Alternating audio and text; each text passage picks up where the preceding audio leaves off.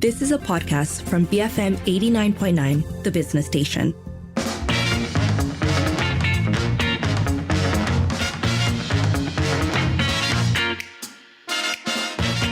It is now 5:43 and up next, former Prime Minister Tan Sri Muhyiddin Yassin has been charged with abuse of power and money laundering, so we're getting into it. Yes, so as you said, Bersatu President, former Prime Minister, General, all-round long-time politician Tan Sri Muhyiddin Yassin has been charged with 4 counts of abuse of power in relation to corruption and 2 counts of money laundering at the Sessions Court in relation to the Jana Wibawa scandal. This comes after he was called into MACC yesterday for questioning and subsequently arrested. Before that, he had been making public statements about these visits, I suppose, to and by the MACC.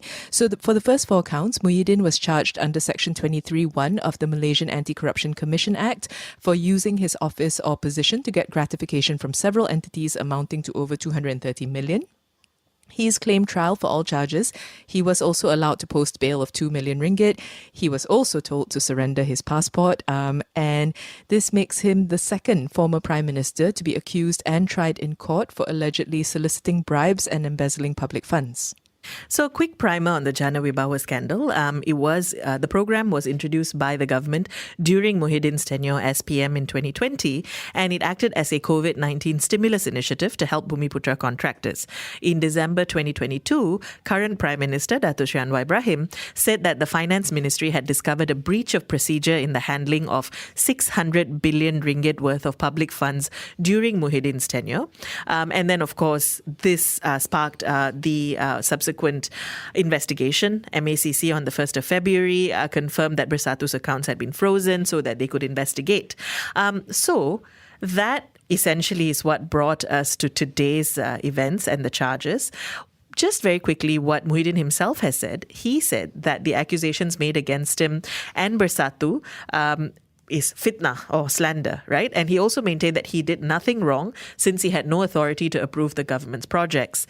So this, of course, has larger ramifications in terms of Perikatan Nasional, Bersatu, and our larger political landscape. So that's what we're going to try and unpack in the next in the next interview. But in the meantime, we'd like to hear from you. Are you following the story? What do you think? You can call 77332900, send us a voice note or WhatsApp 018-789-8899, tweet us at BFM Radio. Joining us now on the line is Dr. James Chin, Professor of Asian Studies at the University of Tasmania. James, good to have you back with us. Good evening. So Muhyiddin is, of course, the second former PM to have criminal charges brought against him. What was your reaction to this? I don't think I was very surprised. I think in the last week, we saw lots of stuff on social media which says that the MSCC was in the final stage of putting together the charges. And I think in the last 48 hours, I think social media already blew up. Everyone was saying he was going to be charged. And of course, the MSCC itself issued a statement yesterday. So I don't think there was a lot of surprise. But I think the timing is kind of interesting. We all know that there's going to be 6 state elections that's coming up. So because of the timing, this means that there are lots of people out there who says that this whole thing is all about politics and really not about the issue of corruption. So I think MACC and the government really has to show that everything was done according to process and that really the investigation papers was done in such a way that, now is the time to charge him. Because if they don't get this right, I think there will be political consequences with the upcoming 6 state elections. Right. So we're going to get to that shortly. But if we focus firstly on the party and who Tan Sri Muhyiddin is within Bersatu, the president, how do you see these charges impacting the party internally to start off with? So I think for Bersatu, they are really in big political trouble. Muhyiddin is not the only one charged. The ex-information Wan Saiful has been charged. And I think, if I'm not mistaken, a few other people are expected to be charged in the coming days as well. That is one part. I think the more interesting part is that everybody understood after last November's general election that PAS was in the driving seat.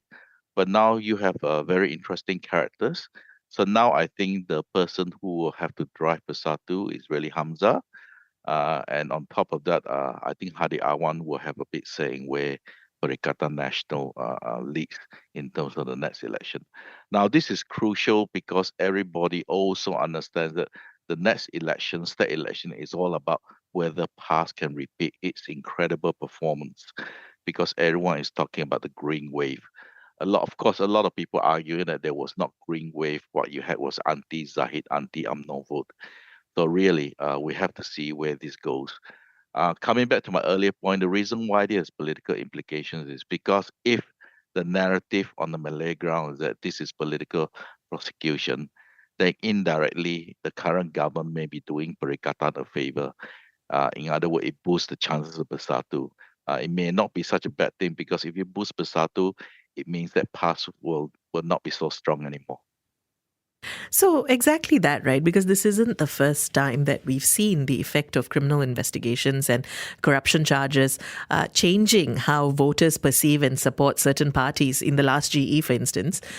Do you see these charges having similar ramifications for the party in terms of support? My take is that it's too early to assess what the Malay ground will be thinking in terms of voting. The reason is very simple. With the Hari Raya coming up, and as you know, Hari Raya is a major, major festival in Malaysia. There's a question of how will the people feel, especially the Malay ground, how do they feel after Hari Raya? I think my take is that elections will have to be held either in July or August this year, sort of immediately after Hari Raya. And also, if you look at the budget that was handed down by Anwar recently, a lot of the money is actually going to the Malay ground.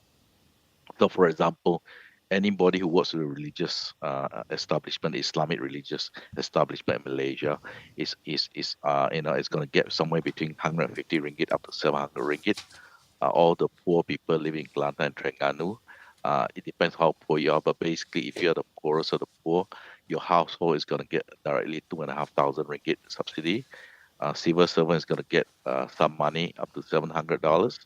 It depends on where you are and how much your pension is. But basically, the idea is that they want everybody to be happy during Hari Raya, so that perhaps you have this positive mood heading towards July or August. Now, for me, right, the important thing besides the fact that the ex-prime minister has been charged, the really important thing is really the fact that we have broken this big taboo.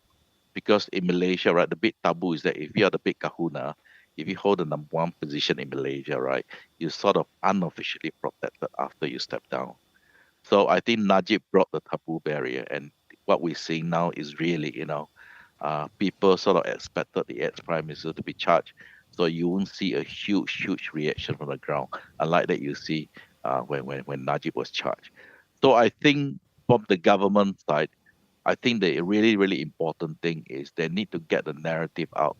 This is all about putting Malaysia back on track because the 1MDB scandal really damaged Malaysia's brand in terms of governance. In fact, I can tell you for a fact that a lot of people refuse to invest in Malaysia because of 1MDB. People are worried that the foreign investors are worried they're not going to get a fair shake because of corruption. So I think all these things in the big picture is actually a really, really good thing.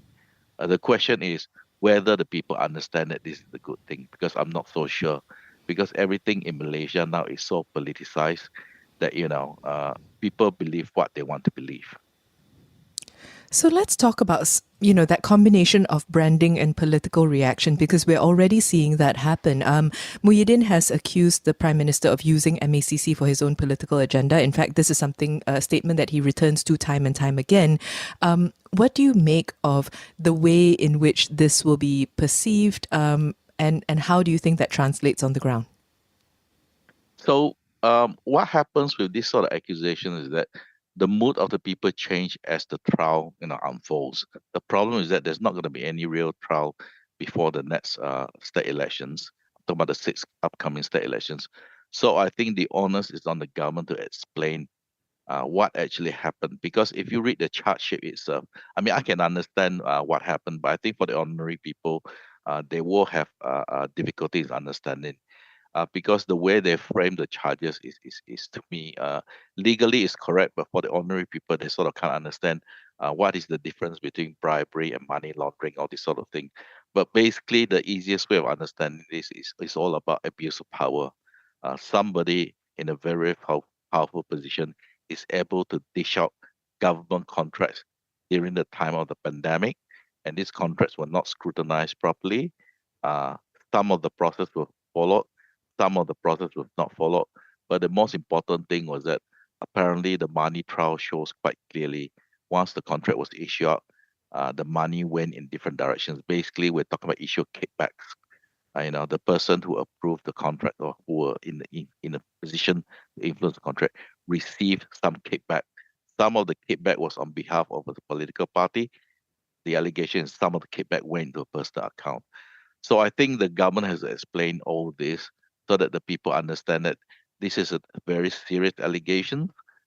In some ways, it is very similar to 1MDB. As you know, 1MD was about dishing out the contract, setting up a holding company, almost the same thing.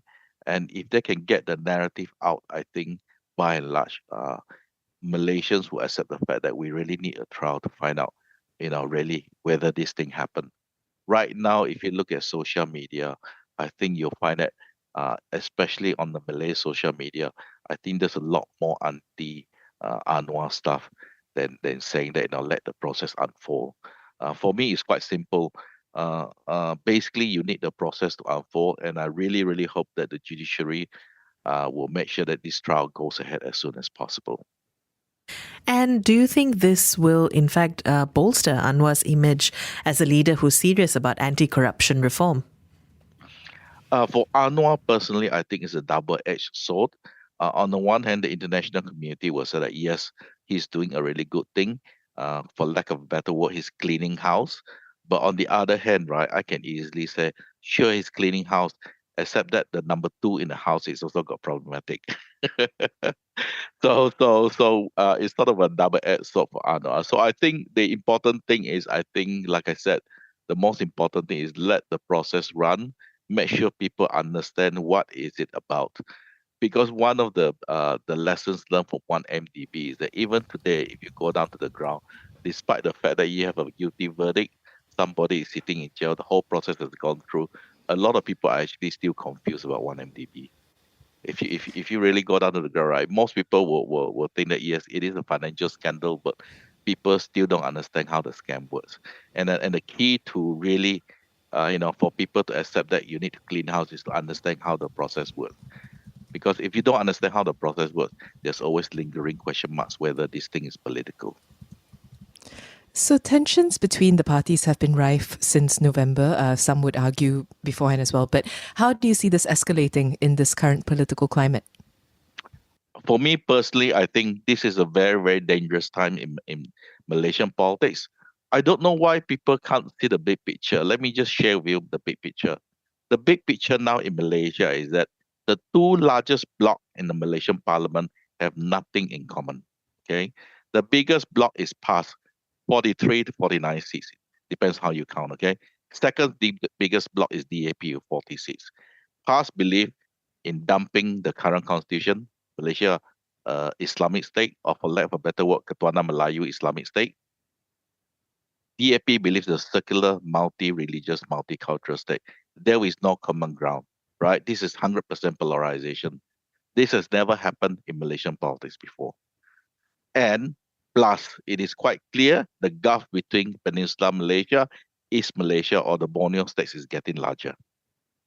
So, we have really, really deep divides in Malaysian society now.